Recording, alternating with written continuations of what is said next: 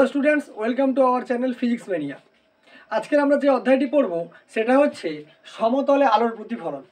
তোমরা জানো এর আগে আমরা এর একটা অংশ অর্থাৎ প্রথম অংশটা কিন্তু আপলোড করেছি।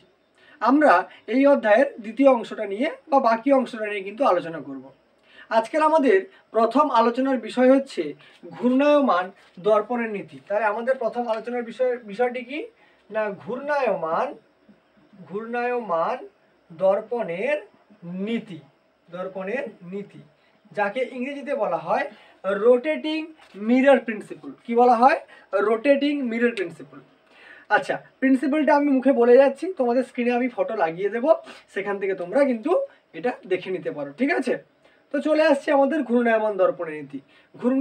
ঘূর্ণায়মান দর্পণের নীতি কি বলছে যে আপতিত রশ্মি যখন কোনো একটা রশ্মি ধরো কোনো একটা দর্পণের উপরে পড়ার পরে কি হবে, সেটা প্রতিফলিত হয়ে একটা নির্দিষ্ট দিকে কিন্তু চলে যাবে। ঠিক আছে, এবারে ঘূর্ণায়মান দর্পণের নীতি কি বলছে যে আপতিত রশ্মির যদি কোনো পরিবর্তন না ঘটিয়ে দর্পণকে যদি থিটা কোণে ঘোরানো হয় তাহলে আমাদের প্রতিফলিত রশ্মিটা কিন্তু 2 থিটা কোণে ঘুরে যাবে। ঠিক আছে, আমি নীতিটা লিখছি, একবার খেয়াল করো, তোমাদের স্ক্রিনে দেওয়া থাকবে, সেখান থেকে তোমরা নোট ডাউন করে নিতে পারো।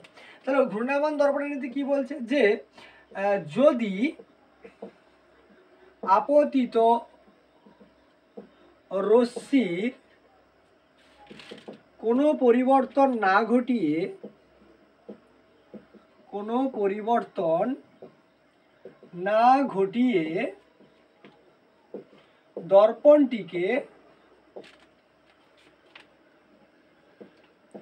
দর্পণটিকে থিটা কোণে ঘোরানো হয়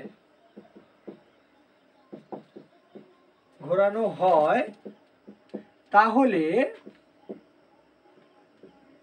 আপতিত রশ্মি 2 থিটা কোণে ঘুরে যাবে। ঠিক আছে, তাহলে কি বললো, যদি আপতিত রশ্মির কোনো দিক পরিবর্তন না ঘটানো হয় এবং দর্পণটা যদি থিটা কোণে ঘোরানো হয় তাহলে প্রতিফলিত রশ্মি কি হবে, 2 থিটা কোণে ঘুরে যাবে। এখানে প্রতিফলিত রশ্মি হবে, প্রতিফলিত রশ্মি 2 থিটা কোণে কিন্তু ঘুরে যাবে। ঠিক আছে, দেখো ছবিটা আমি আঁকছি, একবার খেয়াল করো। মনে করো যে এখানটাতে এটা হলো আমার কি দর্পণ, মনে করো এটা হলো আমার কাছে দর্পণটার নাম দিয়ে দিলাম এন হচ্ছে আমার কাছে একটা দর্পণ রয়েছে। ঠিক আছে, এই দর্পণের উপরে একটা রশ্মি মনে করো পড়েছে, মনে করো এই রশ্মিটা এসে এর উপরে পড়েছে, রশ্মিটা মনে করো ও বিন্দুতে গিয়ে পড়েছে, অর্থাৎ ও এখানে কি আপতিত রশ্মিটা প্রতিফলিত হয়ে একটা নির্দিষ্ট দিকে এমনভাবে চলে যাবে। ঠিক আছে, মনে করো এটা বি পয়েন্ট, তাহলে ওবি আমার কি এখানে প্রতিফলিত রশ্মি। এখানে একটা অভিলম্ব থাকবে, মনে করো এখানে একটা অভিলম্ব থাকবে, অভিলম্বটা এটা হচ্ছে তার অভিলম্ব। ঠিক আছে, মনে করো এটা হচ্ছে পি, তাহলে অভিলম্ব থাকলো। ঠিক আছে, পি হচ্ছে ওপি হচ্ছে অভিলম্ব। এবারে কি বলছে যে যদি আপতিত রশ্মির কোনো পরিবর্তন না ঘটিয়ে দর্পণটিকে থিটা কোণে ঘুরিয়ে দেওয়া হয়। এবারে মনে করো দর্পণটা ছিল এখানে, দর্পণটাকে আমি এরকম ভাবে কি করলাম, ঘুরিয়ে দিলাম। ঠিক আছে, মনে করো দর্পণটা এখন এই জায়গাটায় রয়েছে, নাম আমি দিয়ে দিলাম কি না এম ড্যাশ আর হচ্ছে এন ড্যাশ। ঠিক আছে, এরকম একটা জায়গায় দর্পণটা কিন্তু চলে এসছে। কত কোণে ঘোরানো হয়েছে না থিটা কোণে, এখানে কি করা হয়েছে, একে ঘুরিয়ে দেওয়া হয়েছে।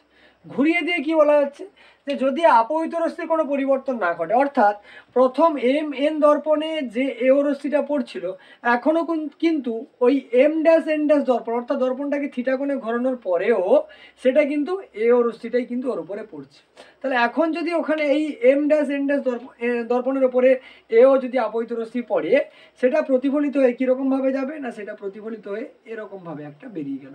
ঠিক আছে, মনে করো এটা ধরো কিউ। ঠিক আছে, এটা কত কিউ। এবার একটা জিনিস খেয়াল করো যে আচ্ছা আমি লিখে ফেলি, দেখো তাহলে আমার ওটা কি না, ও হচ্ছে আপতিত রশ্মি, ওটা কি আপতিত রশ্মি। ঠিক আছে, আপতিত রশ্মি। আচ্ছা ওবিটা কি না, ওবি হচ্ছে প্রতিফলিত রশ্মি। ঠিক আছে, প্রতিফলিত রশ্মি কখন না, এটা হচ্ছে প্রথম ক্ষেত্রে, অর্থাৎ দর্পণটা যখন আমি ঘোরাইনি তখন হচ্ছে প্রতিফলিত রশ্মি কত না হচ্ছে ওবি। ঠিক আছে, অভিলম্ব কত না অভিলম্ব হচ্ছে কিন্তু ওপি। তাহলে ওপিটা কি হয়ে গেল, ওপিটা হয়ে গেল কি না আমার হচ্ছে অভিলম্ব, অভিলম্ব হয়ে গেল ওপি। ঠিক আছে, এবারে আমি দর্পণটাকে থিটা কোণে ঘুরিয়েছি, অর্থাৎ যে নতুন দর্পণটা আমি পেয়েছি অবস্থানটা, দর্পণের অবস্থানটা সেটা এম ড্যাশ এন ড্যাশ, তাহলে এন ড্যাশ ও এন এটা কোনটার মান কত না থিটা, তাহলে এন ড্যাশ ও এন কোণ সমান কত হয়ে গেল থিটা। ঠিক আছে, এবারে এটাকে যদি থিটা কোণে ঘোরানো হয় তাহলে আমার অভিলম্বটাও কত কোণে ঘুরবে না অভিলম্বটাও কিন্তু থিটা কোণে ঘুরে যাবে। যেটা আগে ওপি অভিলম্ব ছিল সেটা মনে করো এখন এই অভিলম্বটা হয়ে গেল। ঠিক আছে, ও পি ড্যাশ, আর এই কোণটার মান কত হয়ে গেল না থিটা। ঠিক আছে, তাহলে এখন দেখো পি ও পি ড্যাশ, ঠিক আছে, পি ও পি ড্যাশ সমান কত হয়ে গেল না থিটা। ঠিক আছে, এবারে মনে করো প্রথম ক্ষেত্রে আমার হচ্ছে আপতন কোণের মান কত ছিল না আই। এবার আপতন কোণ কোনটা না দেখো প্রথম ক্ষেত্রে কোনটা ছিল আপতন কোণ এ ও পি, এই কোণটা কত ছিল না এই কোণটা ছিল কত আই, আপতন কোণ আই। প্রতিফলন কোণ প্রথমে কত ছিল না পি ও বি, এটা ছিল আমার প্রতিফলন কোণ, এর মান কত ছিল আর। ঠিক আছে, তাহলে আমি লিখে ফেলি যে আমার ক্ষেত্রে আপতন কোণ কত ছিল না কোণ এ ও পি সমান কত ছিল আই, আর প্রতিফলন কোণ কত ছিল না কোণ বি ও পি সমান কত না আর। তাহলে আই কোণ আর আর কোণ, অর্থাৎ আপতন কোণ হচ্ছে আই, প্রতিফলন কোণ হয়ে গেল আর। ঠিক আছে, এবারে একটা জিনিস খেয়াল করো, যদি এটা থিটা কোণে ঘোরে তাহলে আমার অভিলম্ব কত কোণে ঘুরে গেছে থিটা কোণে ঘুরে গেছে। এবারে আমাদের প্রতিফলনের যে দুটো সূত্র ছিল তার মধ্যে যেটা দ্বিতীয় সূত্র ছিল কি বলা হয়েছিল যে আপতন কোণ এবং প্রতিফলন কোণের মান সর্বদা কি হবে সমান হবে, অর্থাৎ এক্ষেত্রে এই এওপি আর বিওপি কি হবে সমান হবে। তাহলে এওপি সমান আই সমান বিওপি সমান কত না আর, এই দুটো কোণ কিন্তু সমান হয়ে গেল। ঠিক আছে, এবারে দেখো যখন আমি দর্পণটাকে থিটা কোণে ঘুরিয়ে দিয়েছি তখন আমার আপতন কোণ কত হয়ে গেছে, তখন আপতন কোণ হয়েছে দেখো এ ও পি ড্যাশ। ঠিক আছে, এ ও পি ড্যাশ। তাহলে ঘোরানোর পরে লেখো ঘোরানোর পরে, ঘোরানোর পরে, ঘোরানোর পরে আপতন কোণের মান কত না কোণ এ ও পি ড্যাশ। তাহলে এ ও পি ড্যাশ এই কোণটার মান কত দেখো আগে এ ও পি কত ছিল আই, আর এখন থিটা কোণটা ঘুরে গেছে তাহলে মোট কোণটা কত হবে না আই প্লাস থিটা। তাহলে কত হয়ে গেল আই প্লাস কত হয়ে গেল থিটা। ঠিক আছে, আই প্লাস কত থিটা।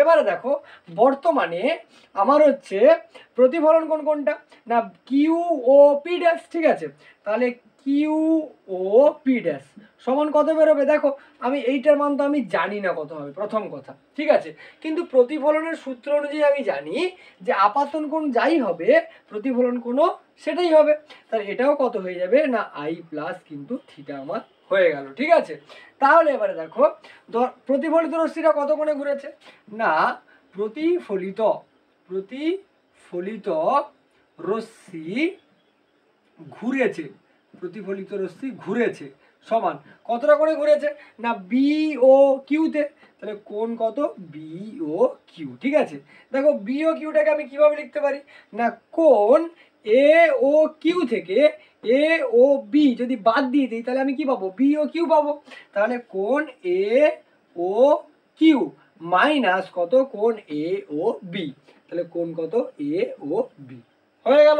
তাহলে দেখো সমান এ ও কিউ এর মান কত না দেখো এ ও কিউ কত মান হবে দেখো এ ও কিউ জায়গায় আমি কি লিখতে পারি, আমি এখানে পাশে করে নিচ্ছি কোণ এ ও কিউ সমান দেখো আমি কি লিখতে পারি কোণ এ ও পি ড্যাশ প্লাস কোণ কিউ ও পি ড্যাশ, তাহলে কোণ এ ও পি ড্যাশ প্লাস কোণ কত কিউ ও পি ড্যাশ। এবারে দেখো এ ও পি ড্যাশ এর মান কত বেরিয়েছিল আই প্লাস থিটা, তাহলে কত হয়ে গেল আই প্লাস থিটা প্লাস কোণ কিউ ও পি ড্যাশ এর মান কত বেরিয়েছিল সেই আই প্লাস থিটা, তাহলে কত হয়ে গেল আই প্লাস থিটা। দেখো আই আই যোগ হয়ে কত হয়ে গেল two i plus theta theta যোগ হয়ে কত হয়ে গেল টু থিটা। ঠিক আছে, তাহলে two i plus two theta, তাহলে এ ও কিউ এর মান কত না টু আই প্লাস কত টু থিটা, মাইনাস চিহ্ন আছে মাইনাস দিয়ে দিলাম।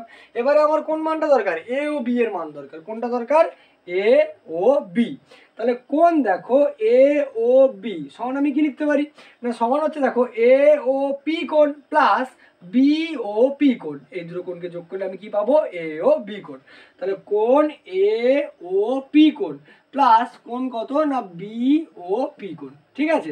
এবার দেখো এ ও পি এর মান কত, দেখো এ ও পি এর মান আই আর বি ও পি এর মান আর, তাহলে কত লিখবো না আই প্লাস কত আর। এবারে দেখো প্রতিফলনের নিয়ম অনুযায়ী এই আই কোণ যা আর কোণ তা, তাহলে আমি আর এর জায়গায়ও কি লিখতে পারি আই লিখতে পারি, ঠিক আছে।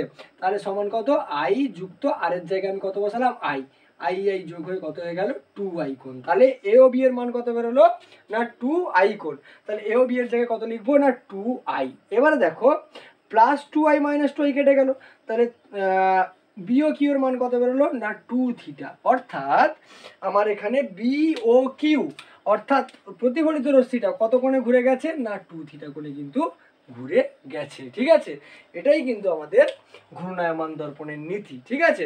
তাহলে বোঝা গেল যে যদি আমি আপহিত রশ্মির কোনো পরিবর্তন না ঘটিয়ে শুধুমাত্র দর্পণটাকে থিটা কোণে ঘোরাই, তাহলে আমার প্রতিফলিত রশ্মি কি হবে 2 থিটা কোণে ঘুরে যাবে। এবারে এখানে থিটাটা কিন্তু একটা পসিবল ভ্যালু, অর্থাৎ কি না থিটার মান যা কিছু হতে পারে। তোমাকে বলে দিল যে একটা দর্পণের ওপরে কোনো একটা রশ্মি পড়ে প্রতিফলিত হয়ে যাচ্ছে, ঠিক আছে। তুমি আপহিত রশ্মির কোনো পরিবর্তন ঘটালে না, তুমি দর্পণটাকে কি করলে ধরো 20 ডিগ্রিতে ঘুরিয়ে দিলে, তাহলে থিটার মান কত হয়ে গেল এখানে না থিটার মান হয়ে গেল 20 ডিগ্রি। তোমাকে জিজ্ঞেস করবে হয়তো এমসিকিউতে যে তাহলে প্রতিফলিত রশ্মিটা কত কোণে ঘুরবে, তাহলে দেখো থিটার মান যদি 20 হয় সবসময় এটা কি হবে তার দ্বিগুণ কোণে ঘুরবে, তার মানে তখন প্রতিফলিত রশ্মিটা কত কোণে ঘুরে যাবে না 40 ডিগ্রি কোণে ঘুরে যাবে, ঠিক আছে। তোমাকে দর্পণটা যে কোণে ঘোরাবে, হ্যাঁ, আমার প্রতিফলিত রশ্মিটা কিন্তু তার দ্বিগুণ কোণে ঘুরে যাবে। এবার দেখো চলে আসছি আমরা পরের ধারণাতে। দেখো পরের ধারণা আমরা কি শিখবো না আমরা শিখবো পরিবর্তন, কি শিখবো পরিবর্তন, ঠিক আছে। যাকে জেনারেলি আমরা পরিবর্তনকে চেঞ্জ বলে থাকি, কিন্তু এখানে পরিবর্তনটা কি হবে না ইনভার্সন, কি বলা হবে ইনভার্সন। এই পরিবর্তনটা ক প্রকার হয় না পরিবর্তনটা মূলত কিন্তু দু প্রকার হয়, ঠিক আছে। প্রথম পরিবর্তন কি না প্রথম পরিবর্তন হচ্ছে না পার্শ্বীয় পরিবর্তন, কি পরিবর্তন পার্শ্বীয় পরিবর্তন, ঠিক আছে, পার্শ্বীয় পরিবর্তন, যাকে ইংরেজিতে আমরা কি বলি ইংরেজিতে বলা হয় ল্যাটেরাল, ল্যাটেরাল ইনভার্সন, ঠিক আছে, ল্যাটেরাল ইনভার্সন, ঠিক আছে। আর যেটা 2 নম্বর পরিবর্তন হয় সেটা বা দ্বিতীয় যে পরিবর্তনটা হয় সেটা কি না উলম্ব পরিবর্তন, কি বলা হয় উলম্ব পরিবর্তন, ঠিক আছে, উলম্ব পরিবর্তন, যাকে আমরা ইংলিশে কি বলি না ভার্টিক্যাল, ভার্টিক্যাল ইনভার্সন, ঠিক আছে, ভার্টিক্যাল ইনভার্সন। এবারে দেখো যে পার্শ্বীয় পরিবর্তন আর উলম্ব পরিবর্তন কি, দেখো নামটা যদি একটু ভালো করে খেয়াল করো তাহলে বুঝতে পারবে যে পার্শ্বীয় পরিবর্তন কি আর উলম্ব পরিবর্তন কি। পার্শ্বীয় পরিবর্তন কি না কোনো একটা বস্তুর পাশে যখন আমি কোনো দর্পণ বা আয়না রাখবো তখন ওই দর্পণের ভেতরে যে প্রতিবিম্বটা তৈরি হবে তাকে কিন্তু ওই বস্তুটার পার্শ্বীয় পরিবর্তন বলা হবে। তাহলে পার্শ্বীয় পরিবর্তন কি বললাম, যখন কোনো একটা বস্তু বা ব্যক্তির পাশে কোনো দর্পণ রাখবো আমি বা আয়না রাখবো, তাহলে ওই দর্পণের বা আয়নার ভেতরে ওই বস্তু বা ব্যক্তির যে প্রতিবিম্বটা তৈরি হবে তাকে বলা হবে কি না পার্শ্বীয় পরিবর্তন, ঠিক আছে। দেখো মনে করো যে আমার কাছে একটা সংখ্যা আছে, একটা আছে ইংরেজি অক্ষর আছে, মনে করো আমি বললাম যে কি ইংরেজি অক্ষরটা আমার কাছে আছে বি, ঠিক আছে, বি অক্ষর আছে। এবার এর সামনে আমি কি করলাম একটা দর্পণ আমি এভাবে রেখে দিলাম, ঠিক আছে।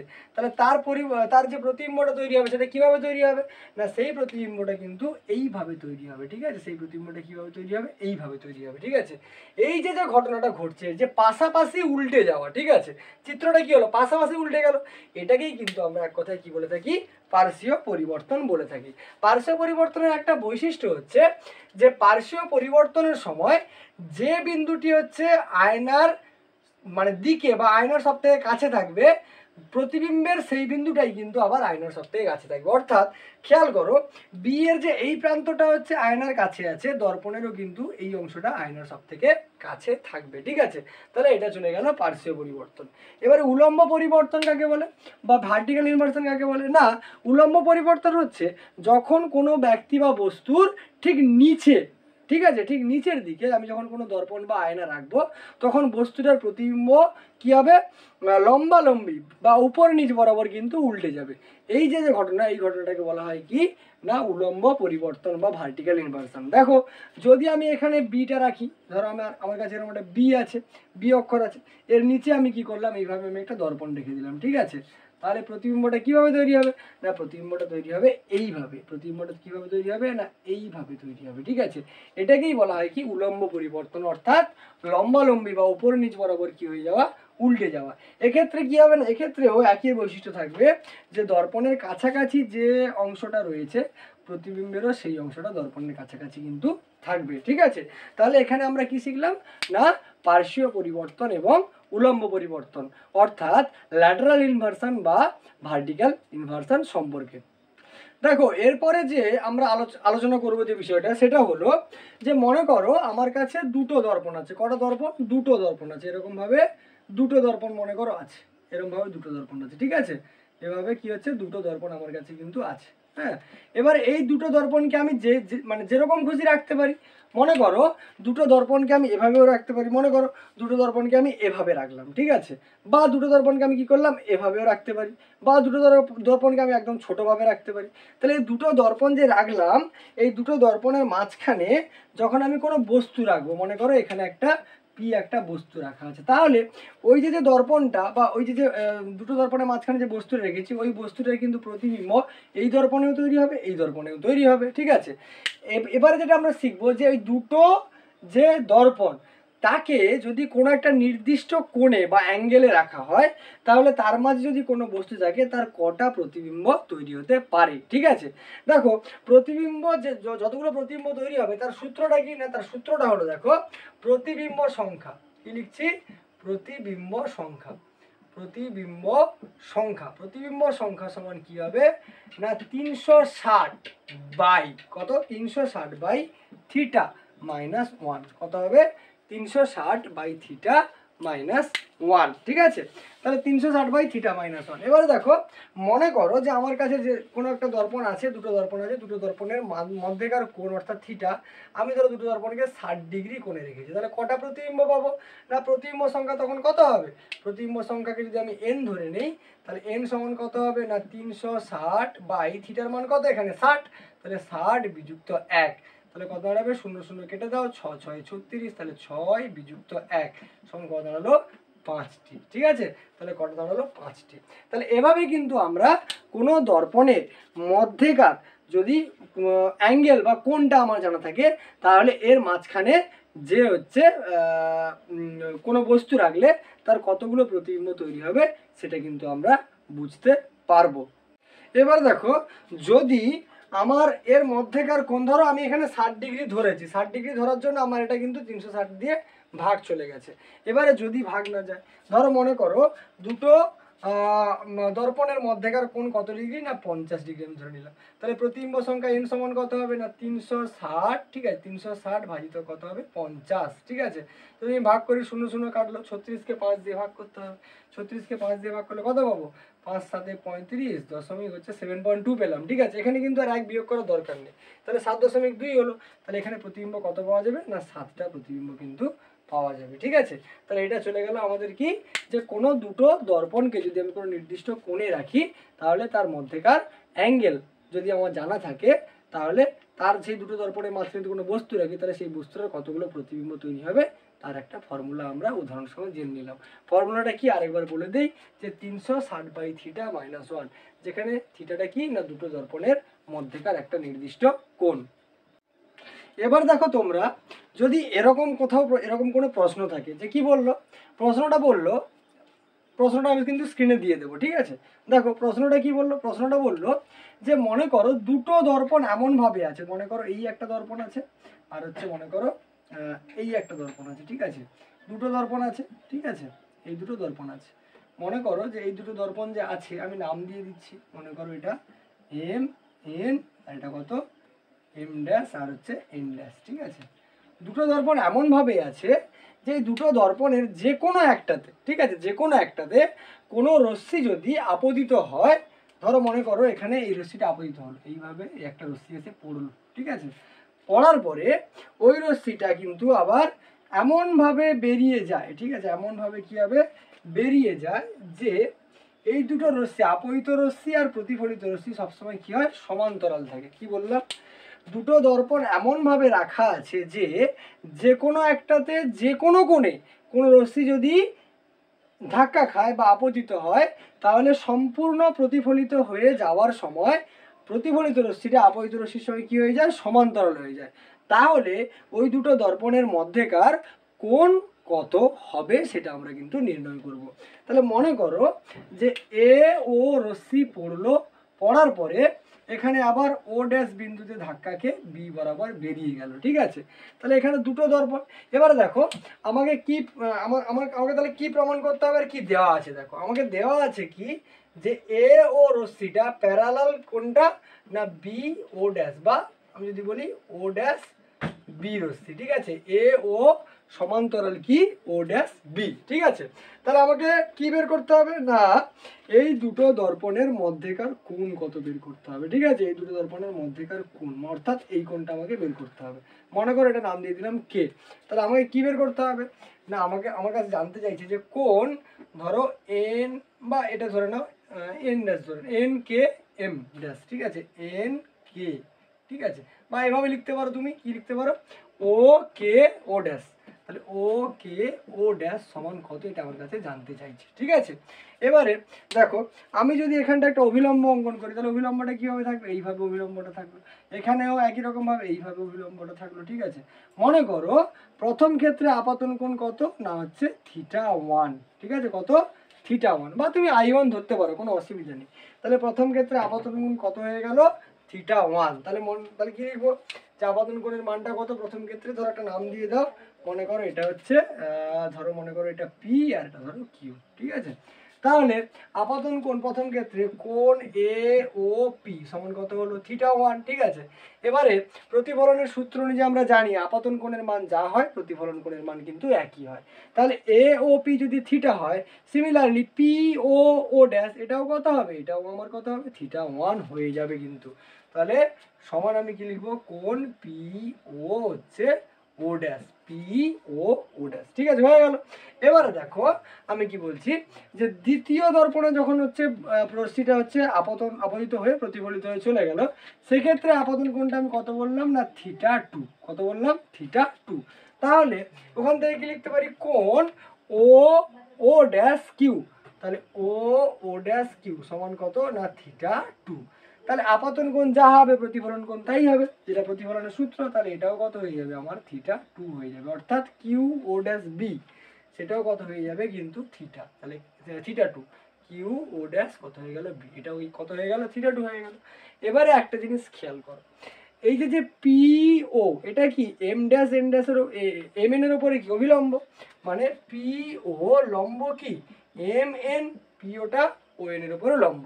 সিমিলারলি কিউ ও ড্যাশটা হচ্ছে এম ড্যাশ এন ড্যাশের উপরে লম্ব। তাহলে কিউ ও ড্যাশ লম্ব কত না এম ড্যাশ এন ড্যাশের উপরে কি লম্ব, ঠিক আছে। যেহেতু লম্ব তাহলে এই কোণটা কত হবে, এই কোণটা 90 ডিগ্রি। সিমিলারলি এই কোণটা কত হবে 90 ডিগ্রি, ঠিক আছে। তাহলে দেখো ত্রিভুজ, কোন ত্রিভুজটা ধরছি আমি ও কে ও ড্যাশ, এই যে ত্রিভুজটা ও কে ও ড্যাশ। তাহলে ত্রিভুজ ও কে ও ড্যাশ এর এর দেখো এই কোণটা তোমার হচ্ছে ও ড্যাশ ও কে, অর্থাৎ এই কোণটা ও ড্যাশ ও কে। তাহলে কোণ ও ড্যাশ ও কে সমান দেখো আমি কি লিখতে পারি, এই যখন এই কোণটা আমি বের করতে চাইছি তাহলে পুরো এই কোণটা থেকে যদি এই কোণটা বাদ দিয়ে দিই আমি এই কোণটা পাবো।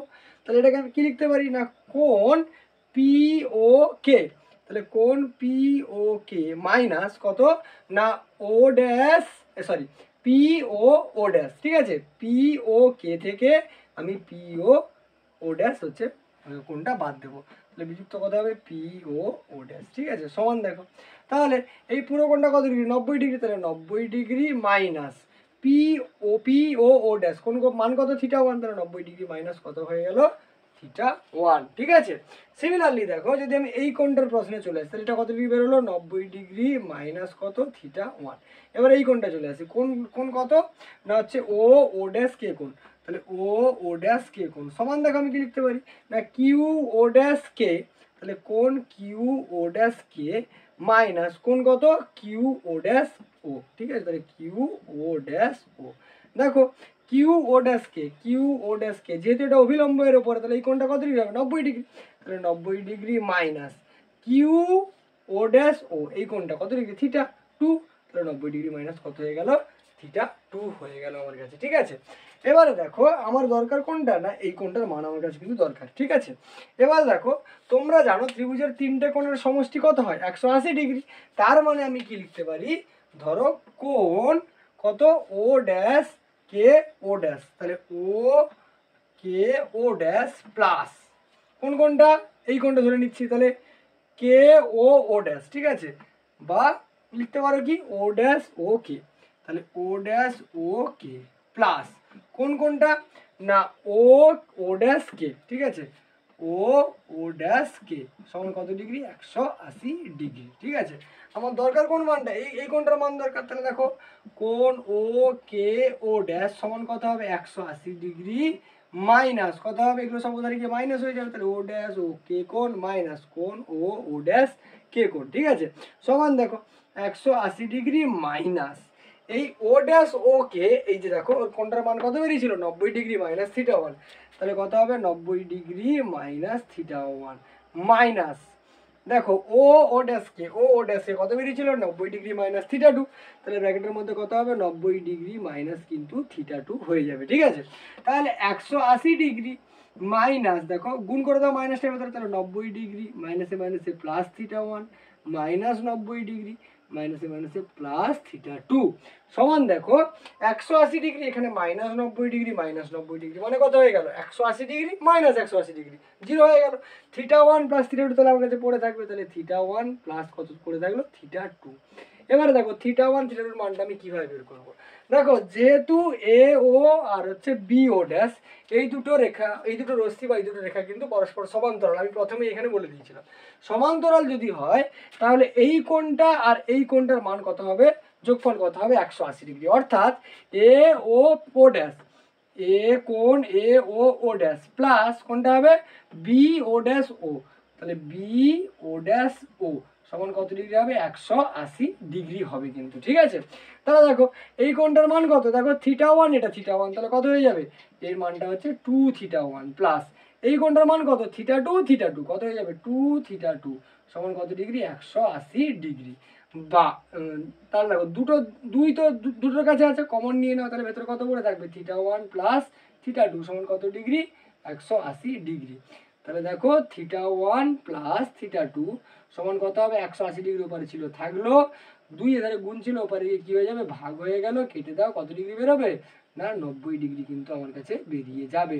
তাহলে থিটা 1 প্লাস থিটা 2 মান কত, 90 ডিগ্রি। তাহলে থিটা 1 প্লাস থিটা 2 থেকে বসিয়ে দাও, কত ডিগ্রি, 90 ডিগ্রি। অর্থাৎ কি হয়ে গেল, না যে শর্তটা আমি বলেছিলাম যে দুটো দর্পণকে এমনভাবে রাখা হয়েছে যে কোনো একটা রশ্মি কোনো একটা দর্পণে যে কোনো কোণে পড়লে ফাইনাল যে বা একদম যে মানে একদম শেষে যে প্রতিফলিত রশ্মিটা বেরোচ্ছে সেটা কিনা আপতিত রশ্মির সমান্তরাল, তাহলে দর্পণ দুটির মধ্যে কোণটা কত হবে, তাহলে দর্পণ দুটির মধ্যে কোণটা কত ডিগ্রি হবে, 90 ডিগ্রি। অর্থাৎ দুটো দর্পণকে যদি তুমি 90 ডিগ্রি কোণে রাখো তাহলে যে কোনো দর্পণে যে কোনো কোণে যদি কোনো রশ্মি পড়ে এবং রশ্মিটা প্রতিফলিত হয়ে বেরিয়ে যাওয়ার সময় যদি ওই আপতিত রশ্মির সঙ্গে প্রতিফলিত রশ্মিটা সমান্তরাল অবস্থায় থাকে তখন কিন্তু তোমাকে দর্পণটার কোণ কত রাখতে হবে, 90 ডিগ্রি অবশ্যই রাখতে হবে, নাহলে কিন্তু এই ঘটনাটা কখনো ঘটবে না। দেখো এরপরে যেটা আমরা আলোচনা করব সেটা হচ্ছে যে কোনো একটা সমতল দর্পণ, কি দর্পণ, সমতল দর্পণ। সমতল দর্পণ কি কখনো, সমতল দর্পণ কি কখনো অসৎবিম্ব সৎবিম্ব গঠন করতে পারে, গঠন করতে পারে। তাহলে এবারে আমাদের আলোচনার বিষয় কি, না একটা সমতল দর্পণ। ঠিক আছে, মনে করো আমার কাছে এই একটা সমতল দর্পণ আছে, এই একটা আমার কাছে সমতল দর্পণ আছে, সেটা কি না হচ্ছে এম আর এন। এই সমতল দর্পণটা কখনো কি সৎবিম্ব গঠন করতে পারবে। এবারে তোমাদের মনে প্রশ্ন আসতে পারে সৎবিম্ব কি আর অসৎবিম্বই বা কি। দেখো সৎবিম্ব কি অসৎবিম্ব কি আমরা কিন্তু আগের ক্লাসে ডিটেলসে কিন্তু আলোচনা করেছি, যদি ভিডিওটা না দেখে থাকো আমাদের ডেসক্রিপশন বক্সে লিঙ্ক পেয়ে যাবে, তাহলে আগের ভিডিওটা কিন্তু তোমাকে দেখে আসতে হবে। ঠিক আছে, তবু ছোট করে বলে রাখি সৎবিম্ব কাকে বলে, না যখন কোনো আলোকরশ্মি গুচ্ছ প্রতিফলিত বা প্রতিসৃত হবার পরে নির্দিষ্ট কোনো বিন্দুতে গিয়ে মিলিত হয় তখন তাকে বলা হয় কিন্তু সৎবিম্ব। আর যখন কোনো আলোকরশ্মি প্রতিফলিত বা প্রতিষ্ঠিত হওয়ার পরে কোনো একটা অন্য কোনো বিন্দু থেকে আসছে বলে মনে হয়, তখন তাকে দ্বিতীয় বিন্দুটাকে প্রথম বিন্দুর কি বলা হয়, অসৎ বিম্ব বলা হয়। এবারে দেখো আমরা জানি যে সমতল দর্পণ সাধারণত কি করে না, সমতল দর্পণ হচ্ছে অসৎ বস্তু, কি কি বলছি সরি, সমতল দর্পণ কি করে, সৎ বস্তুর কি প্রতিবিম্ব তৈরি করে না, অসৎ বিম্ব তৈরি করে। তাহলে সৎ বস্তুর কি তৈরি করে না, অসৎ বিম্ব তৈরি করে। তাহলে কোশ্চেনটা আমার এখনো কিন্তু সেখানেই আটকে আছে যে সমতল দর্পণ কি তাহলে কখনো সৎবিম্ব গঠন করতে পারবে। দেখো উত্তরটা কিন্তু হবে হ্যাঁ, সমতল দর্পণ কিন্তু সৎবিম্ব গঠন করতে পারে। কখন পারে না, সমতল দর্পণের ক্ষেত্রে যদি আমি অসৎ বস্তু ব্যবহার করি তাহলে কিন্তু তার আমি সৎবিম্ব কিন্তু পাবো। কোথায় না, সমতল দর্পণে। কিভাবে পাবো, মনে করো যে MN এই যে সমতল দর্পণটা আছে এর সামনে একগুচ্ছ অভিসারী রশ্মি আসছে। অভিসারী রশ্মিগুচ্ছ মানে কি, যেগুলো গিয়ে একটা বিন্দুতে মিলিত হয় তাকে বলা হয় অভিসারী রশ্মিগুচ্ছ। আচ্ছা, অভিসারী রশ্মিগুচ্ছ কি, অপসারী রশ্মিগুচ্ছ কি, আর সমান্তরাল রশ্মিগুচ্ছ কি, আমরা প্রথম ক্লাসে কিন্তু পড়িয়েছি। তাহলে প্রথম ক্লাসটা কিন্তু তোমাকে দেখতে হবে। যখন তুমি একটা অধ্যায় পড়বে তখন কিন্তু তোমাকে অধ্যায়টা প্রথম থেকে শুরু করতে হবে, নাহলে তুমি মাঝখানে এসে কিছু বুঝতে পারবে না। ঠিক আছে, তাহলে দেখো অভিসারী রশ্মিগুচ্ছ, মনে করো যে এখান থেকে এরকম একটা অভিসারী রশ্মিগুচ্ছ আসছে, মনে করো এ, আর এটা মনে করো বি রশ্মি আসছে। এদিক থেকে একটা অভিসারী রশ্মিগুচ্ছ আসছে, কি আসছে না, ধরো সি আর ডি আসছে। এখান থেকে একটা অভিসারী রশ্মিগুচ্ছ আসছে, কি না, ধরো পি আর ধরো কিউ আসছে। ঠিক আছে, তাহলে অভিসারী রশ্মিগুলো আসছে। যদি দর্পণটা না থাকতো তাহলে রশ্মিগুচ্ছ কোথায় মিলিত হতো, তাহলে রশ্মিগুচ্ছ কিন্তু মিলিত হতো এরকম একটা স্থানে। রশ্মিগুচ্ছ কোথায় মিলিত হতো না, এরকম একটা স্থানে, অর্থাৎ ও বিন্দুতে ধরো মনে করো মিলিত হতো। যদি দর্পণ না থাকতো তাহলে রশ্মিগুচ্ছ কিন্তু এখানে মিলিত হতো। দর্পণ আছে বলে কি হবে না, এই রশ্মিটা পড়ে প্রতিফলিত হয়ে এরকম ভাবে চলে যাবে, এই রশ্মিটা পড়ে প্রতিফলিত হয়ে এরকম ভাবে চলে যাবে, আর এই রশ্মিটা তো যে পথে এসেছিল সেই পথে আবার ফিরে যাবে। মনে করো ও ড্যাশ বিন্দুতে কিন্তু ওরা গিয়ে মিলিত হচ্ছে। এবারে যদি আমি মনে করি যে এখানে এই সমতল দর্পণে বা এই যে বিশেষ যে অবস্থা, এই অবস্থায় ওটাকে যদি আমি কি বস্তু মনে করি না, অসৎ বস্তু মনে করি, ওটাই কি বস্তু মনে করছি, অসৎ বস্তু, তাহলে ও ড্যাশ বিন্দুতে যে প্রতিবিম্বটা পাবো সেটা কিন্তু কি হবে না, সৎ বিম্ব কিন্তু হয়ে যাবে। তাহলে বুঝতে পারলে যে পরীক্ষার মাঝে মাঝে প্রশ্ন জিজ্ঞেস করে যে সমতল দর্পণ কখনো কি সদ্বিম্ব গঠন করতে পারে, তোমার উত্তর কি হবে যে হ্যাঁ, সমতল দর্পণ কিন্তু সদ্বিম্ব গঠন করতে পারে।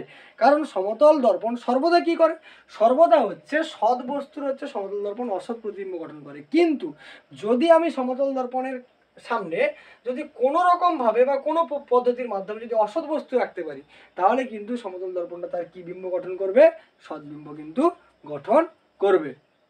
তারপরে হয়তো দেখো যে আমাদের পরীক্ষায় মাঝে মাঝে প্রশ্ন জিজ্ঞেস করে এরকম যে কি বলে দিল যে একটা সমতল দর্পণ আছে। ঠিক আছে, একটা এরকম ভাবে সমতল দর্পণ আছে।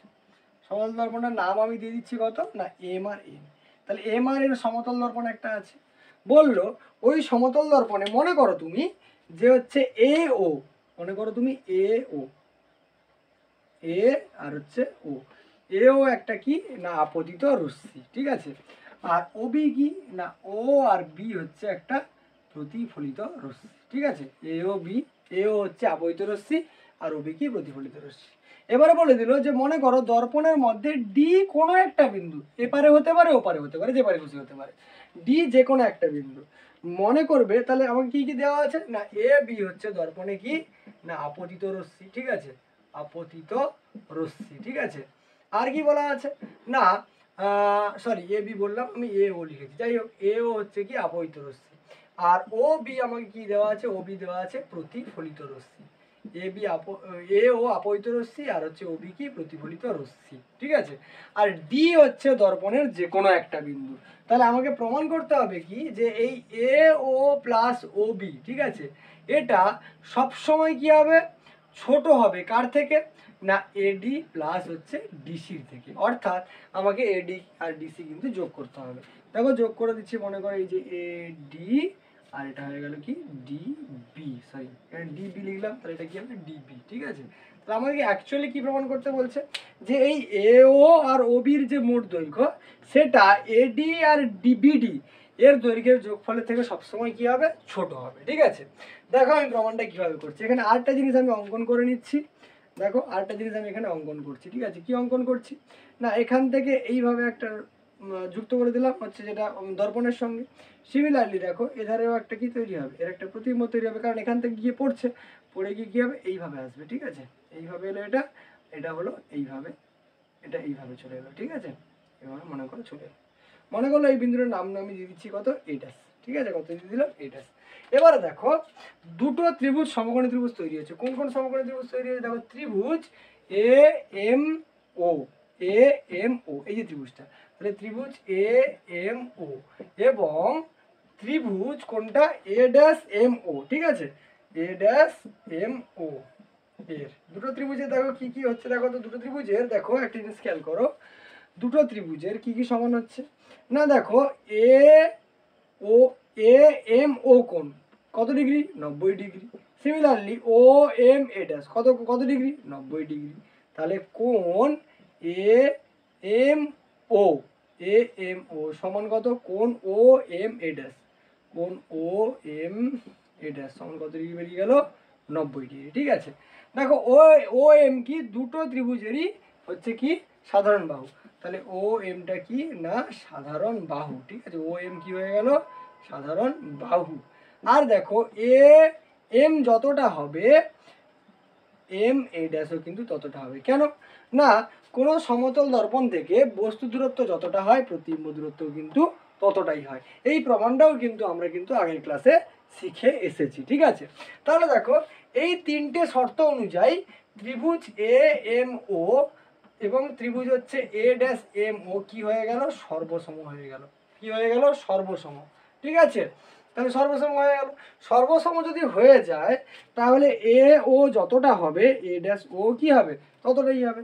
তাহলে সুতরাং আমি লিখতে পারি কি, সুতরাং যে সুতরাং কি হবে না, এ ও সমান সমান কত হবে, এ ড্যাশ ও। তাহলে সমান সমান কত হয়ে গেল, এ ড্যাশ ও হয়ে গেল। ঠিক আছে, একই রকম ভাবে দেখো ত্রিভুজ এ এম ডি, এই যে এ এম ডি এই যে ত্রিভুজটা, আর ত্রিভুজ এ ড্যাশ এম ডি এই যে ত্রিভুজটা, এই দুটো ত্রিভুজের সর্বসম হবে। সর্বসম হলে কি হবে, এ ডি যতটা হবে, এ ড্যাশ ডিও কিন্তু ঠিক ততটা হয়ে যাবে। তাহলে আমি কি লিখবো, অনুরূপভাবে, অনুরূপভাবে, অনুরূপভাবে আমি কি পেলাম না, অনুরূপভাবে পেলাম কি, এ ড্যাশ যতটা, এ ড্যাশ ডি ততটা। তাহলে এ ডি যতটা, এ ড্যাশ ডি কিন্তু ততটা আমার হয়ে গেল। ঠিক আছে, এ পর্যন্ত আশা করি বুঝতে পেরেছো। দেখো এবারে আমাকে যেটা চাইছিল যে এ ও প্লাস ওবি, তাহলে এ ও প্লাস কি ওবি আমি লিখে ফেলি। তাহলে আমার কাছে দেওয়া ছিল কি না, এ ও প্লাস হচ্ছে ওবি, এ ও প্লাস ওবি সমান, দেখো এ ওটা কার সঙ্গে সমান না, দেখো এ ওটা হচ্ছে এ ড্যাশ ওর সঙ্গে সমান, অর্থাৎ এ ড্যাশ ওর সঙ্গে সমান। তাহলে এ ওর জায়গায় আমি কি লিখলাম, এ ড্যাশ ও প্লাস আমি কি লিখে লিখলাম, ও বি। তাহলে দেখো a dash O plus O B, তার মানেই তো কি, এ ড্যাশ বি। ঠিক আছে, তাহলে কত লিখে দিলাম এখানে, এ ড্যাশ বি। তাহলে এ ড্যাশ বি পর্যন্ত হয়ে গেল। ঠিক আছে, এবারে দেখো আমরা পড়ে এসেছি যে যে কোনো ত্রিভুজের, ঠিক আছে, দুটো ছোট বাহুর দৈর্ঘ্যের যোগফল সবসময় কি হবে, বড় বাহুটার থেকে কিন্তু বড় হবে। অর্থাৎ কি বলতে চাইছি, ছোট্ট করে একটু দেখিয়ে দিচ্ছি। মনে করো আমার কাছে এরকম একটা ত্রিভুজ আছে, মনে করো এরকম একটা ত্রিভুজ আছে। ঠিক আছে, মনে করো এটা এ, এটা বি, এটা সি। তাহলে ছোট দুটো বাহু কোনটা, চিত্র নিয়ে দেখতে পাচ্ছ, এই বাহুটা আর এই বাহুটা। এই যে ছোট দুটো বাহু অর্থাৎ এ বি আর বিসি, এদের যোগফলটা সবসময় কার থেকে বড় হবে না, যে বড় বাহুটা আছে অর্থাৎ এসি থেকে কি হবে, সবসময় বড় হবে। সবসময় মনে রাখবে ত্রিভুজের দুটো ছোট বাহুর যোগফল বড় বাহুর থেকে কি হয়, দৈর্ঘ্যে কিন্তু সমষ্টিটা ওদের বড় হয়। ঠিক আছে, তাহলে এ ড্যাশ বি। এবারে দেখো ত্রিভুজ কোন ত্রিভুজটা নিচ্ছি, দেখো না ত্রিভুজ দেখো এ ড্যাশ ডি বি, কোনটা, এ ড্যাশ ডি বি। ছবিটা এখানে একটু বেঁকে গেছে, এটা কিন্তু একটা স্ট্রেট লাইন বা সরল রেখায় হবে। ঠিক আছে, আচ্ছা তাহলে ত্রিভুজ কোনটা, এ ড্যাশ ডি বি এর কি লিখতে পারি, ছোট দুটো বাহু কোনটা না, a dash D plus BD. ঠিক আছে, তাহলে এর কি লিখবো, এ ড্যাশ ডি প্লাস কত না হচ্ছে ডিবি, কি হবে, গ্রেটার দেন কত হবে, এ ড্যাশ বি হবে। তাহলে গ্রেটার দেন কত হয়ে গেল, এ ড্যাশ বি। ঠিক আছে। এবারে দেখো এ ড্যাশ ডি, দেখো এ ড্যাশ ডি যতটা এডিও তো ততটা, দেখো এই যেখানে করেছি আমি এ ড্যাশ ডি যতটা এডি ততটা, তাহলে এ ড্যাশ ডির জায়গায় আমি কি বসাতে পারি, এ ড্যাশ ডির জায়গায় বসাতে পারি কত, এডি প্লাস আমার কাছে কি পড়ে থাকলো না ডিবি, ডিবি থেকে গেল। ঠিক আছে, গ্রেটার দেন কত এ ড্যাশ বি, দেখো এ ড্যাশ বি সমান আমি কি পেয়েছি, যে এ ড্যাশ বি সমান কি পেয়েছি আমি, দেখো কোথা থেকে বের করেছি না এও প্লাস এ বি, তাহলে এ ড্যাশ বির জায়গায় কত লিখতে পারি, এও প্লাস ও বি, তাহলে কত লিখলাম এ ও প্লাস ও বি। এখান থেকে আমি কি লিখতে পারবো, ওপার ওইটাকে এপারে নিয়ে চলে আসে, তাহলে A O plus O be less than কত হবে এডি প্লাস ডিবি। ঠিক আছে, দেখো ওটাই কিন্তু আমাকে প্রমাণ করতে এখানে দেওয়া হয়েছিল, সেটাই কিন্তু আমি কিন্তু এখান থেকে প্রমাণ করে ফেললাম। ঠিক আছে, এটাই কিন্তু আমরা এখান থেকে কিন্তু আমরা কি করলাম, প্রমাণ করে ফেললাম।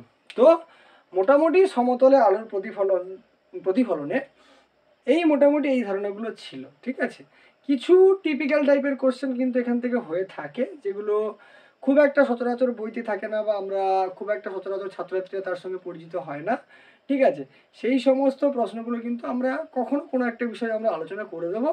এরপরে যে ক্লাসটা করব সেই ক্লাসে কিন্তু মূলত আমরা এই সমতলে আলোর প্রতিফলন এইখান থেকে কোন কোন ধরনের অঙ্ক তোমরা পরীক্ষায় পেতে পারো, বা বিগত বছরের কোন কোন ধরনের অঙ্কগুলো কিন্তু এসছে, বিশেষ করে যে আমাদের জেইতে বা নিটে কোন কোন ধরনের অঙ্ক এসছে, বা আমাদের বোর্ডে পশ্চিমবঙ্গ সরকারের বোর্ডের যে হায়ার সেকেন্ডারি পরীক্ষা হয় সেখানে কোন কোন ধরনের অঙ্কগুলো এসছে সেগুলো কিন্তু আমরা আলোচনা করব। ঠিক আছে, চলো সবাই ভালো থেকো, দেখা হবে পরের ভিডিওতে। ঠিক আছে, টাটা।